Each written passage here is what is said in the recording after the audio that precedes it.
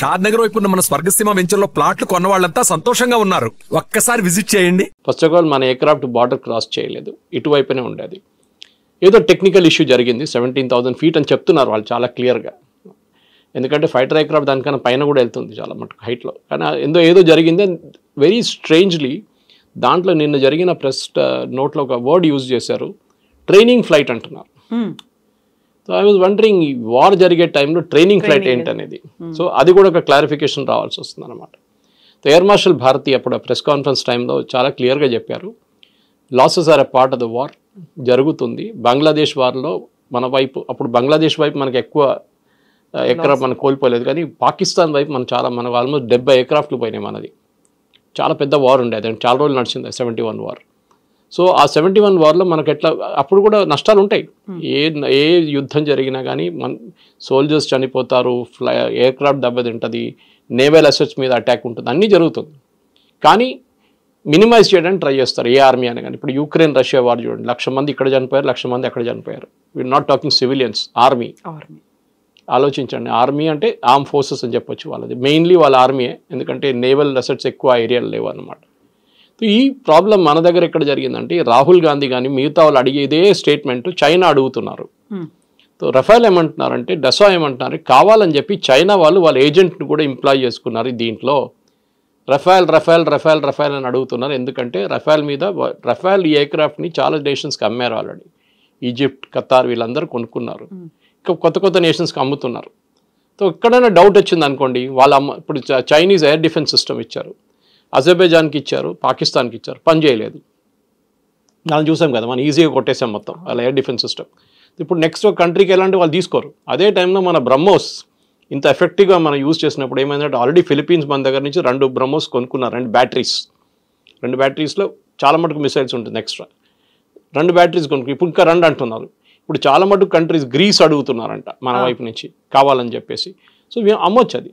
Even though it's Russian joint venture రష్యాతోని, కానీ మనకు 51% స్టేక్ ఉంది. So we have a higher say in that అనమాట. ఈ జరిగిన దాంట్లో కూడా చాలా క్లియర్గా ఏంటంటే, ఒక యుద్ధం జరిగినప్పుడు మెచ్యూరిటీ మెయింటైన్ చేసుకోవాలి పొలిటికల్ పార్టీస్. మన వైపు నుంచి చూస్తున్న బీజేపీ వైపు నుంచి దానికోసం బీజేపీ కానీ మిగతా పార్టీస్ కూడా, ఈవెన్ శరద్ పవార్ లాంటి పార్టీ కానివ్వండి, మిగతా ఈవెన్ మమతా బెనర్జీ కూడా వాళ్ళు ఎక్కువ లొల్లి చేయలేదు.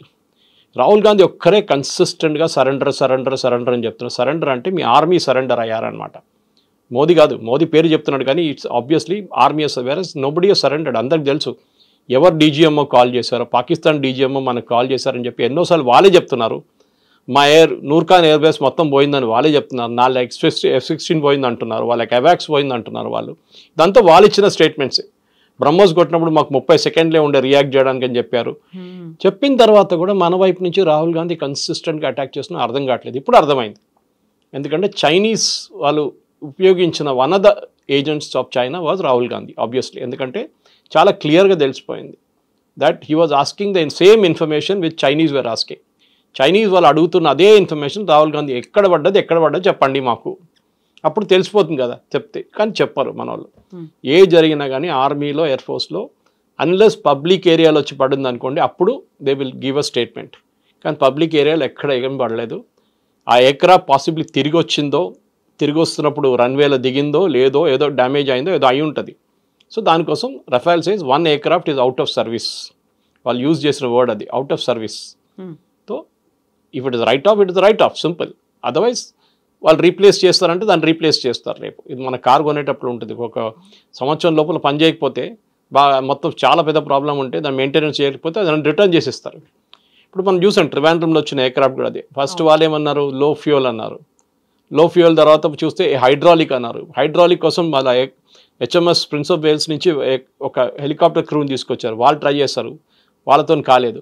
మళ్ళీ వాళ్ళు రిటర్న్ వెళ్ళిపోయారు. మళ్ళీ కొత్త టీం మొన్న వచ్చారు, ఒక 40 మంది వచ్చారు వాళ్ళు రిపేర్ చేయడానికి. సో ఇదేదో చిన్న ఎయిర్క్రాఫ్ట్ కాదు, ఇదే కార్ రిపేర్ చేయడమో లేకుంటే ఒక 2 వీలర్ రిపేర్ చేయడం కాదు. ఇది $100 million ఎయిర్క్రాఫ్ట్ అంటే ఆలోచించండి దాని యాక్చువల్ రేట్ ఎంత ఉంటుంది మన ఇండియన్ కరెన్సీలో. సో ఆబ్వియస్లీ దీన్ని ఒక మెచ్యూర్ వేగా డీల్ చేయాల్సి వస్తుంది. ఇజ్రాయెల్లో చూడండి, ఇజ్రాయెల్లో వాళ్ళు ఇంతమంది ఇవాళ కూడా వాళ్ళు 4 సోల్జర్స్ని కోల్పోయారు, 5 ఇవాళ యంగ్ పీపుల్ 19-20 సంవత్సరాల ఉన్న సోల్జర్స్ గాజాలో. సో వాళ్ళు అడగరు, వాళ్ళ అపోజిషన్ పార్టీస్ అడగరు ఎక్కడ పడ్డారు అది చెప్పండి, మాకు ఎక్కడ పడ్డది ఇక్కడ చెప్పండి.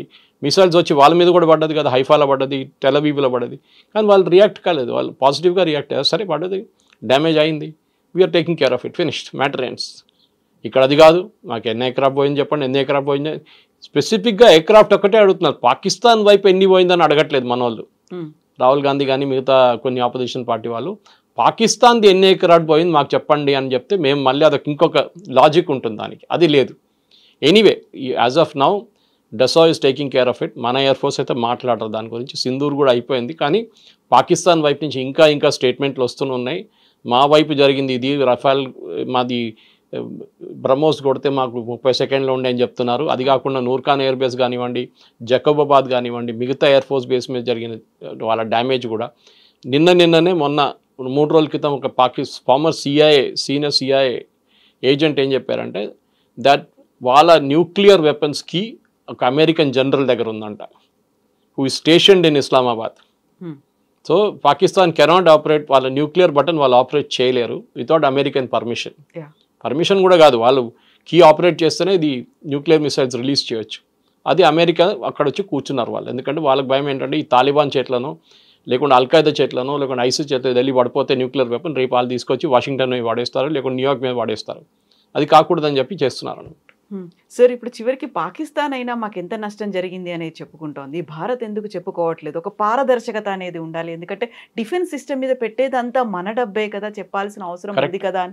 మీరు చెప్పింది రిప్లై కరెక్టే, కానీ కొన్ని దానికి సీక్రసీ మెయింటైన్ చేయాల్సి వస్తుంది. ఫర్ ఎగ్జాంపుల్ ఒక బ్యాటిల్లో, ఇవాళ జరిగిన ఒక బ్యాటిల్లో మనం ఫర్ ఎగ్జాంపుల్ ఎయిర్క్రాఫ్ట్ పక్కన పెడదాం, మనం ఒక టెర్రర్ ఆపరేషన్ జరిగింది, 4 చంపేశాం, వాళ్ళ సిగ్నల్ మాకు దొరికింది, వాళ్ళు శాటిలైట్ సిగ్నల్ యూజ్ చేశారు, మేము శాటిలైట్ ఫోన్ పట్టుకున్నామంటే నెక్స్ట్ టైం వాళ్ళు శాటిలైట్ ఫోన్ వాడరు. మనం కూడా చెప్పారనుకోండి, ఎస్ వాళ్ళు రఫేల్ కొట్టారు లేకుంటే మనం కొట్టాము ఇట్లా జరిగిందంటే వాళ్ళు నెక్స్ట్ టైం వాళ్ళకి అర్థమైపోతుంది దీని ఇట్లానే చేయాలి. సో మిలిటరీ సీక్రెట్స్ అని ఉంటుంది. పాకిస్తాన్ ఏం చెప్తున్నారు, వాళ్ళ డ్యామేజ్ జరిగింది ఏదని చెప్తున్నారు, కానీ మన వైపు ఎక్కడ డ్యామేజ్ జరగలేదు. మనకు చూసాం మనం చాలా క్లియర్గా, మన వైపు వచ్చిన ఒక్క మిసైల్ కూడా 2-3 మిసైల్ సివిలియన్ ఏరియా మీద పడ్డది, ఒకటి సర్గోదా ఎయిర్ బేస్ మీద పక్కన వెళ్ళి పడ్డది, ఎయిర్ బేస్ మీద పడలేదు అది. సో పాకిస్తాన్ మన యాకాక్ గన్స్ అంటారు, అంటే యాంటీ ఎయిర్క్రాఫ్ట్ గన్స్ నుంచి S-400 దాకా చాలా బాగా పనిచేస్తుంది. మల్టీలేయర్ డిఫెన్స్ సిస్టమ్, దాంట్లో మనం చూసాం చాలా మటుకు ఎట్లా పనిచేస్తుంది అది, దాని క్లారిటీ కూడా చాలా మంది మనం టీవీలో చూసాం రాత్రిపూట. 5-6 మిసైల్స్ వెళ్ళి ఉంటుంది అక్కడిక్కడ, that is okay, it's still Akash Teer పనిచేస్తుంది బాగానే. కానీ డ్యామేజ్ జరిగింది అన్ని పబ్లిక్ డొమైన్లో చెప్పక్కర్లేదు. It is a protracted war, అంటే చాలా రోజులు నడిచిన యుద్ధం అంటే అప్పుడు చెప్పొచ్చు ఇంతమంది చనిపోయారు, ఇంతమంది ఎయిర్క్రాఫ్ట్ పోయింది, ఇన్ని నేవల్ అసెట్స్ మీద అటాక్ జరిగింది, ఇంత ఆర్మీ వాళ్ళు చనిపోయారని చెప్పి అప్పుడు చెప్తాం. కార్గిల్లో చెప్పాం కదా, కార్గిల్లో ఏ నష్టం జరిగింది అందరికీ తెలుసు, కార్గిల్లో వాళ్ళ ఎంతమంది పోయారని చెప్పి చాలా క్లియర్గా మనం అక్కడ గ్రేవ్స్ కూడా తయారు చేసాం వాళ్ళ కోసం. విజయ్ దివస్లో we celebrate those days with the fallen soldiers martyrs కోసం. ఈ కేసులో మనం చెప్పక్కర్లేదు, ఎందుకంటే we are holding lot of proprietary information. Next surgical strike అప్పుడు చెప్పలేదు, ఇది ప్రెసిషన్ స్ట్రైక్ ఇది కూడా చెప్పలేదు, చెప్పరు ఎప్పుడు చెప్పరు, ఎందుకంటే మీరు సర్జికల్ స్ట్రైక్లో మేము ఇట్లా కొట్టామని చెప్తే నెక్స్ట్ టైం వాళ్ళు రెడీగా ఉంటారు దానికోసం. యూ షుడ్ నెవర్ సే మేము పాకిస్తాన్ ఎట్లా కొట్టామని మన వాళ్ళు ఇప్పుడు కూడా చెప్పట్లేదు, నూర్ఖాన్ బేస్ ఎట్లా కొట్టామని చెప్పట్లేదు, జకోబాబాద్ ఎట్లా కొట్టామని చెప్పట్లేదు, కైరానా హిల్స్ దగ్గర ఏం చేసాం మనం చెప్పట్లేదు. సో వీఆర్ నాట్ స్పీకింగ్, అది maturity of an army is there. ఇజ్రాయెల్ వాళ్ళు ఇంత పెద్ద క్యాంపెయిన్ చేశారు ఇరాన్ మీద, వాళ్ళు మొత్తం ఇన్ఫర్మేషన్ ఇచ్చారు బయట, ఎక్కడ ఇవ్వలేదు. అటాక్ చేసాం, బాంబ్ చేసాం, యూఎస్ కూడా B-2 బాంబర్స్ తీసుకెళ్ళాం, కొట్టాం, డ్యామేజ్ ఎంత జరిగింది, సబ్స్టాన్షియల్ డ్యామేజ్, అంతే. పిక్చర్స్ ఎవరైనా దొరకచ్చు, today you can go to any international thing, వాళ్ళు శాటిలైట్ పిక్చర్స్ మీకు ఇస్తారు. పాకిస్తాన్కి 10 నిమిషాలు పడుతుంది ఆ శాటిలైట్ పిక్చర్ కొనడానికి, దాని నుంచి వాళ్ళకి క్లియర్గా తెలిసిపోతుంది ఏమైనా మన ఎయిర్క్రాఫ్ట్ కింద పడితే దాని విజువల్స్ ఉంటుంది, దాంట్లో ఏ విజువల్స్ లేదు, ఎక్కడ లేదు. సో మనం సీక్రసీ మెయింటైన్ చేయాలి, చాలా ఇంపార్టెంట్, అన్నీ పబ్లిక్ డొమైన్లో చెప్పక్కర్లేదు. ఓకే, మనుషులు చనిపోతే క్లియర్గా తెలిసిపోతుంది, ఎందుకంటే మనం వీ హోల్డ్ ఒఫీషియల్ ఫ్యూనరల్స్.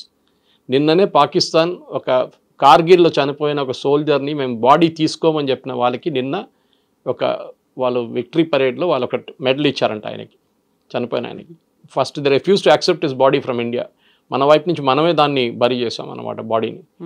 అట్లాంటి మనుషులు వాళ్ళు, మన అట్లా కాదు, మన ఫాలన్ సోల్జర్స్ని మనం ఎప్పుడు రెస్పెక్ట్ ఇస్తాం, వాళ్ళ ఫ్యామిలీకి బాడీ ఇక్కడ పంపిస్తాం, అన్నీ జరుగుతుంది. ఈసారి కూడా చూసాం మనం అది జరిగిందంతా, పహల్గామ్లో జరిగింది కానివ్వండి, మిగతా అన్ని ప్లేసెస్లో కూడా we take care of our soldiers very well. అది ఉంది. అసెట్స్ ఎక్కడైనా పోయిందంటే చాలా క్లియర్గా ఎయిర్ మార్షల్ భారతి వర్డ్ కూడా యూజ్ చేశారు, all our pilots are safe. ఎప్పుడైనా ఎయిర్క్రాఫ్ట్ ఫ్లయింగ్ టైంలో ఏదైనా ప్రాబ్లం వచ్చినప్పుడు సార్ట్అవుట్ చేయకపోతే దాన్ని సార్ట్అవుట్ చేయలేమని, ఎందుకంటే పైలట్ దగ్గర మైక్రో సెకండ్స్ ఉంటుంది, 5-10 సెకండ్లో డిసైడ్ చేయాల్సి వస్తుంది ఏం చేయాలని. ఇంజిన్ పని చేయట్లేదు, ఇంజిన్ ఫ్లేమ్ అవుట్ అయిపోయింది, లేకుంటే ఏవియానిక్స్ పోయింది, ఇంకా ఎయిర్క్రాఫ్ట్ని కంట్రోల్ చేయలేము. వాళ్ళు లాస్ట్ మినిట్ దాకా ల్యాండింగ్ ట్రై చేస్తారు మళ్ళీ తీసుకొచ్చి ల్యాండ్ చేయడానికి. కానీ అది కూడా కాకపోతే ఏం చేస్తారంటే the instruction to all the pilots is eject. వాళ్ళ దగ్గర ఒక బటన్ ఉంటుంది, ప్రెస్ చేస్తే పైకి ఎయిర్క్రాఫ్ట్ నుంచి బయటికి వెళ్ళిపోతారు, పారాషూట్ ఓపెన్ అయితే ల్యాండ్ అయిపోతారు, ఎయిర్క్రాఫ్ట్ పోతుంది, ఎక్కడో వెళ్ళి పడిపోతుంది. అది ఎందుకు చేస్తున్నారంటే ఒక ఎయిర్ ఫోర్స్ పైలట్ని ట్రైన్ చేయడానికి మీరు 2.5-3 కోట్లు ఖర్చు పెడతారు. Your life is more valuable than the aircraft. Aircraft రేపు కొనొచ్చు, ఇంకొక పైలట్ని ట్రైన్ చేసి తీసుకురావాలంటే చాలా కష్టపడాలి. మన దగ్గర ట్రైన్ చేస్తారు హకీంపేటలో, ఫస్ట్ అక్కడ ఫిక్స్ వింగ్ ఉంది, దిండిగల్లో ఫిక్స్ వింగ్ ఉంది, హకీంపేటలో హెలికాప్టర్ డివిజన్ ఉంది మన దగ్గర. సో ట్రైనింగ్ కోసం చాలా ఖర్చు పెట్టిన డబ్బులు వాళ్ళు ఎక్స్పీరియన్స్ అయినప్పుడు they have to save that life అన్నమాట. దానికోసం చూడండి లాస్ట్ మినిట్ దాకా వాళ్ళు ట్రై చేస్తారు, కాకపోతే ఎజెక్ట్ చేసేస్తారు వాళ్ళు. సో ఇది కూడా అంతే case, that in a war also, war సిచ్యువేషన్లో కూడా ఎయిర్క్రాఫ్ట్ని సేవ్ చేయడానికి ట్రై చేస్తారు, ఎందుకంటే చీప్ కాదు. $50 మిలియన్ $60 మిలియన్ ఒక ఎయిర్క్రాఫ్ట్.